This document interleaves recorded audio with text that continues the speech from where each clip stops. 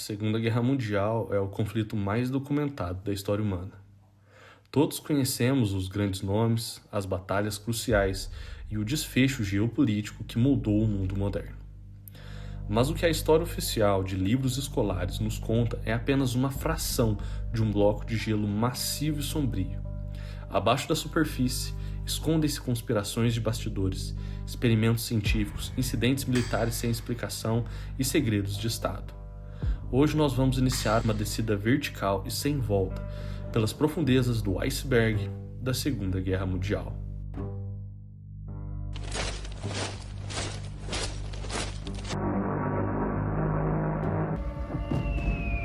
Vale um aviso aqui antes de tudo. Esse vídeo tem alguns tópicos delicados, então se você tem algum tipo de sensibilidade com assuntos que envolvem perdas de vida e coisas do tipo, recomendo que ouça esse vídeo com muita cautela. Camada 1. A superfície. Ponto 1. A Blitzkrieg e o colapso da França. Começamos o topo do nosso iceberg com a tática militar que chocou o planeta entre 1939 e 1940, a Blitzkrieg, ou Guerra Relâmpago. Para entendermos o impacto disso, precisamos lembrar que a França possuía, pelo menos no papel, um dos exércitos mais poderosos, modernos e bem preparados de toda a Europa Ocidental. Fortemente protegido pela imponente linha Maginot, uma cadeia ultra-fortificada de bunkers subterrâneos, artilharia pesada e túneis que todos os generais da época acreditavam ser intransponíveis. No entanto, a estratégia alemã desenhada por mentes como Heinrich von Manstein não visava uma guerra de desgaste tática como foi a Primeira Guerra Mundial, mas sim uma guerra com desfecho absurdo. Utilizando-se de divisões Panzer blindadas, abrindo caminho, suporte aéreo avassalador dos bombardeiros de mergulho Stuka da Luftwaffe e uma infantaria totalmente motorizada, os alemães simplesmente contornaram as defesas francesas. Eles atravessaram a floresta dos Ardares, uma região de relevo acidentado e matas densas que o alto comando aliado considerava categoricamente impraticável para a passagem de tanques. O impacto psicológico foi tão devastador quanto o militar. O exército francês entrou em pânico generalizado e, em menos de 6 semanas, uma das maiores potências do mundo caiu. O que muitos documentários rápidos e superficiais omitem é que essa velocidade sobre-humana e capacidade de marchar sem parar não era fruto apenas de treinamento rigoroso. Havia um combustível químico secreto correndo nas veias das tropas. O uso massivo e institucionalizado do Pervitin, uma droga à base de metafetamina, distribuída aos milhões em pílulas para soldados da Wehrmacht e pilotos da Luftwaffe. A substância eliminava completamente a necessidade de sono, a exaustão física e a barreira psicológica do medo. Os soldados marchavam por 10, 20, 30, 40, 70 horas seguidas, sem descanso, transformando exércitos inteiros em máquinas de guerra biologicamente impecáveis. Porém, o preço cobrado veio logo depois, com surtos psicóticos, colapsos cardíacos nos campos de batalha e uma severa dependência química que afetou do soldado mais raso ao alto escalão dos nazis. Ponto 2. O dia D e os exércitos fantasmas da Operação Overlord. O desembarque aliado nas praias da Normandia no dia 6 de junho de 1944 frequentemente é celebrado como um marco histórico do fim do Terceiro Reich na Europa Ocidental. Mas a verdadeira escala de engenharia e inteligência por trás da operação vai muito além do heroísmo sangrento retratado no cinema das praias de Omar e Utah. Para que a Operação Overlord tivesse qualquer chance de sucesso contra a Muralha do Atlântico, construída pelos alemães, os aliados precisaram arquitetar uma das maiores e mais complexas campanhas de desinformação e espionagem militar da história. A Operação Bodyguard, que incluía a suboperação Fortitude. O objetivo central era monumental: convencer Adolf e o alto comando da Wehrmacht de que a verdadeira e massiva invasão do continente não seria pela Normandia, mas sim por Pas de Calais, o ponto geograficamente mais próximo entre a Inglaterra e a França. Para vender essa mentira, os aliados criaram um exército inteiro puramente fictício, a FUSAG, ou First United States Army Group, supostamente comandado pelo temido e respeitado general George Patton, o homem que os alemães mais temiam. Nos campos do sudeste da Inglaterra foram construídos acampamentos militares gigantescos, inteiramente falsos, com tanques de borracha inflável, aviões de madeira e lona e frotas de navios de desembarque falsos ancorados nos portos. Engenheiros de áudio transmitiam transmissões de rádio falsas, simulando a movimentação de milhares de homens para que os alemães as interceptassem propositalmente. Para fechar a armadilha, uma rede de agentes duplos foi ativada. O mais brilhante deles foi o espanhol Juan Puyol Garcia, codinome Garbo. Ele criou uma rede fictícia de 27 subagentes e inundou o serviço de inteligência alemão com relatórios falsos tão precisos que Berlim confiava cegamente nele. O engano foi tão cirúrgico e perfeito que, mesmo horas após o início do desembarque real na Normandia, Adolf se recusava a enviar divisões Panzer de reserva que estavam próximas, acreditando piamente que o ataque da Normandia era apenas uma distração menor e que o verdadeiro ataque principal viria por Calais. Quando os alemães perceberam o erro, as praias já haviam sido totalmente tomadas. Ponto 3.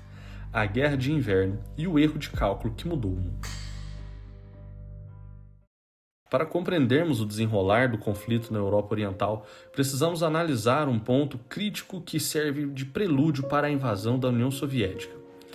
A Guerra de Inverno, iniciada em novembro de 1939.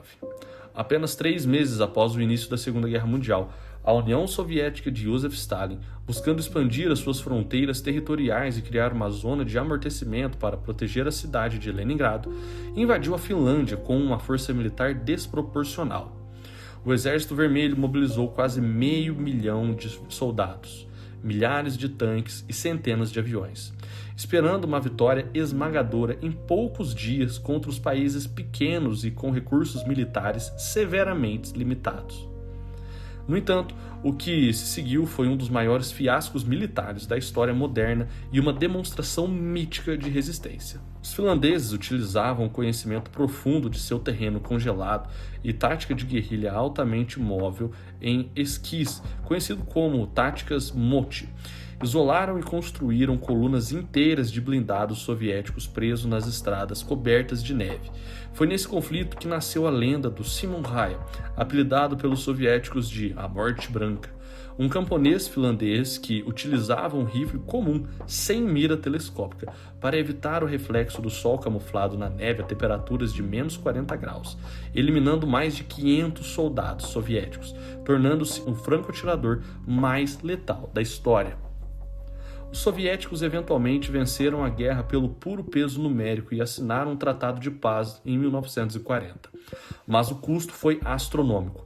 Mais de 120 mil soldados soviéticos mortos, em comparação com cerca de 25 mil finlandeses. Esse desempenho desastroso do Exército Vermelho, que havia sido severamente enfraquecido pelos expurgos políticos que Stalin havia executado anos atrás, foi observado de perto por Adolf.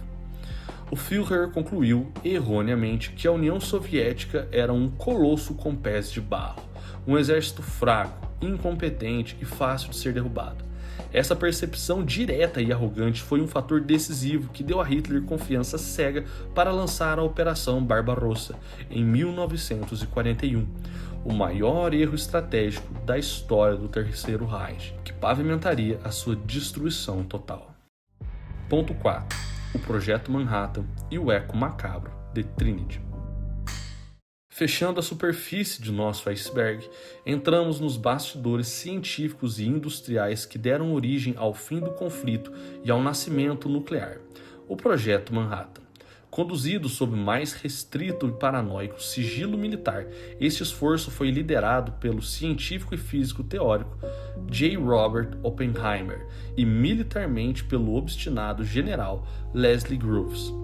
O projeto não era apenas um laboratório isolado, mas um império industrial clandestino que se espalhou por complexos gigantescos construídos do zero em locais isolados dos Estados Unidos, como Los Alamos, no Novo México, Oak Ridge, em Tennessee, Hanford, em Washington.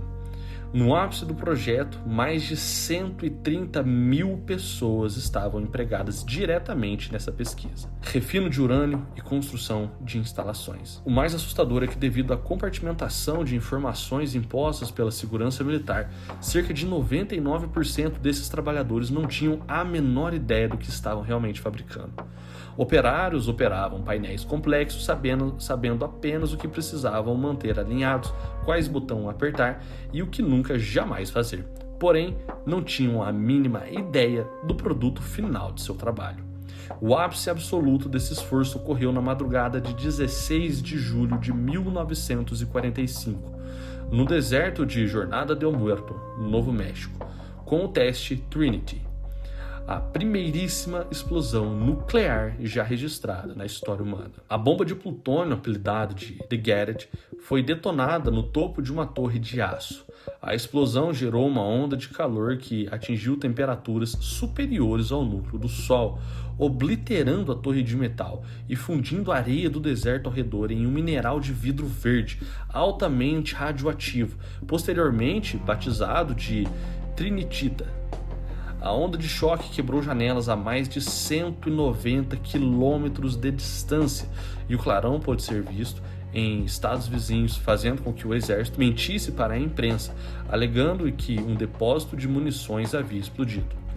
Ao testemunhar o poder avassalador e aterrorizante do cogumelo atômico que rasgava os céus e transformava a noite em dia, Oppenheimer, um homem profundamente culto, relembrou em silêncio os versos do texto sagrado hindu, o Bhagavad Gita: "Agora eu me tornei a morte, a destruidora de mundos."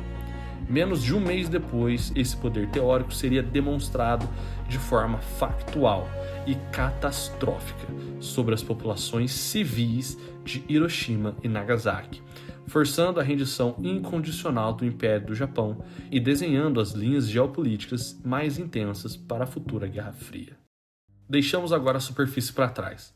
A luz do Sol começa a desaparecer e entramos aqui em águas rasas do nosso iceberg. Aqui, as histórias oficiais já começam a rachar um pouco. Vamos falar um pouco sobre coisas que normalmente deixamos passar, detalhes que, na realidade, são muito importantes para entendermos a complexidade desse conflito. Águas rasas. Ponto 1. A Operação Messerschmitt, o homem que nunca existiu. Em 1943, os aliados planejavam a invasão da Sicília, um passo crucial para abrir frente de ataque na Itália e começar a esmagar o eixo pelo sul da Europa. No entanto, o alto comando sabia que os alemães estavam esperando exatamente por esse movimento, já que Sicília era alvo geopolítico mais óbvio do Mediterrâneo.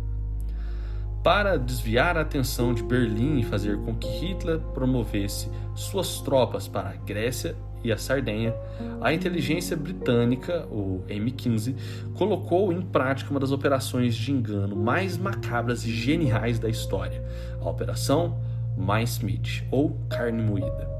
Eles precisavam de um cadáver que pudesse se passar por um oficial da Marinha Real Britânica, carregando documentos ultra secretos falsos e que parecesse ter morrido em um acidente aéreo no mar. O corpo escolhido foi de Glendenning Michael, um homem sem teto que havia morrido em Londres após ingerir veneno de rato. O M15 pegou então o seu cadáver e criou uma identidade completamente nova para ele: Capitão William Martin. Eles encheram seus bolsos com cartas de amor falsas de uma noiva fictícia chamada Pan, faturas de joelheiras, ingressos de teatro e uma foto da suposta namorada para dar total credibilidade à farsa. Junto ao corpo prenderam uma maleta contendo cartas oficiais falsificadas, que indicavam categoricamente que o alvo aliado seria a Grécia. O corpo foi então lançado de um submarino britânico perto da costa da Espanha, onde sabiam que os agentes alemães interceptariam os destroços. A inteligência nazi engoliu a isca por completo. Adolf ficou tão convencido pela papelada do cadáver que ordenou a transferência de divisões inteiras de Panzer para a Grécia. Quando os aliados finalmente invadiram a Sicília, encontraram uma defesa severamente vulnerável, salvando a vida de milhares graças a um homem que, ironicamente, prestou seu maior serviço à pátria após a sua morte. Ponto 2. A Batalha de Castello Iter. Inimigos lado a lado. Praticamente toda a narrativa da Segunda Guerra Mundial se baseia na divisão clara entre aliados e eixo, se destruindo mutuamente a todo tempo. Porém, nos últimos dias de conflito na Europa, especificamente no dia 5 de maio de 1945, ocorreu o combate mais bizarro e inacreditável de toda a guerra: a Batalha do Castelo Itter, na Áustria. O castelo em questão havia sido transformado pela Alemanha nazi em uma prisão de segurança máxima para prisioneiros VIPs franceses, incluindo ex-primeiros-ministros, generais de alto escalão e até grandes estrelas do tênis da época.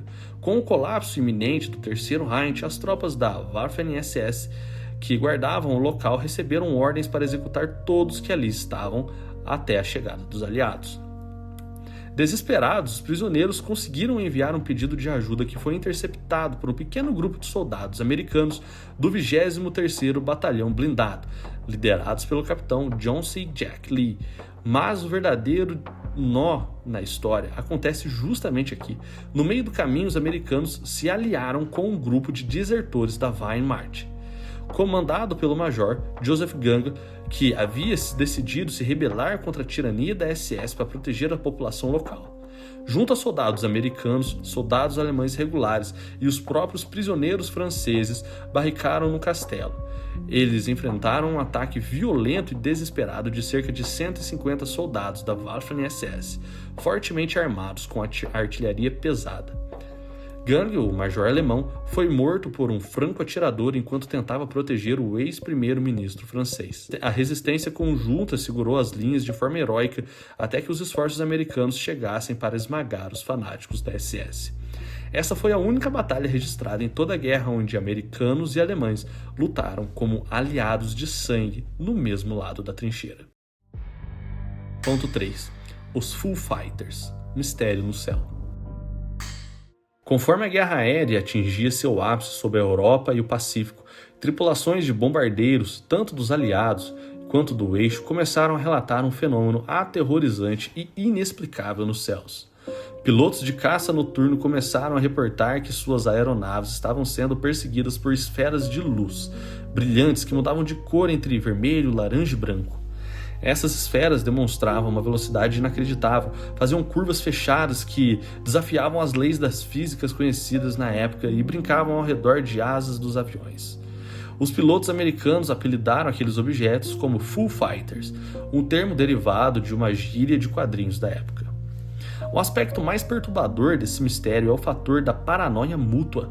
O alto comando militar dos Estados Unidos e da Grã-Bretanha acreditava piamente que aquelas esferas eram uma nova arma secreta de espionagem ou tecnologia psicológica desenvolvida por cientistas alemães. No entanto, após o fim da guerra e a abertura dos arquivos secretos do eixo, descobriu-se que os pilotos da Luftwaffe e os aviadores do Império do Japão também haviam avistado as mesmíssimas esferas. Um feito absolutamente icônico, mas eles acreditavam que se tratava de armas ultra-secretas dos aliados. Teorias científicas posteriores tentaram explicar o fenômeno como fogo de Santelmo, uma descarga eletrosférica atmosférica, ou puramente alucinação causada pela extrema fadiga dos combatentes noturnos em altas altitudes. Porém, nenhuma dessas respostas conseguiu explicar satisfatoriamente como múltiplos radares terrestres e aéreos da época também chegaram a registrar eco dessas anomalias físicas se movendo em velocidades impossíveis, deixando o mistério dos Foo Fighters sem solução até os dias de hoje. Ponto 4. A Operação Pastorius.